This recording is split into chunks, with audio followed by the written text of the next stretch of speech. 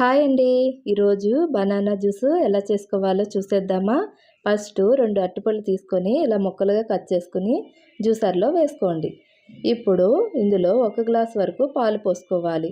మీకు ఇంకా కావాలన్నా పోసుకోవచ్చండి. ఇప్పుడు ఇందులోనే 5 వరకు ఐస్ క్యూబ్స్ వేసుకోవాలి. 2 టేబుల్ స్పూన్స్ వరకు పంచదార వేసుకోవాలి. ఇప్పుడు మూత పెట్టేసుకుని గ్రైండ్ చేసుకోవాలి. నేను అగారా వాళ్ళది జ్యూసర్ తీసుకున్నానండి. ఇది చాలా బాగుంది. ఇలాగా జ్యూస్ చేసేసుకోండి. అంతేనండి, జ్యూస్ రెడీ అయిపోయింది కదా. ఇప్పుడు మూత తీసుకొని చూసేద్దామా? ఇదిగోండి, బనానా జ్యూస్ రెడీ అయిపోయింది. ఇప్పుడు గ్లాసెస్లో ఐస్ క్యూబ్స్ వేసుకొని బనానా జ్యూస్ వేసుకోవడమే. పైనుంచి హార్లిక్స్ వేసుకోవాలి. మీకు ఇష్టం ఉంటే వేసుకోండి, లేకపోతే లేదు. అంతేనండి, బనానా జ్యూస్ చాలా ఈజీ. మీరు ట్రై చేయండి. Please subscribe.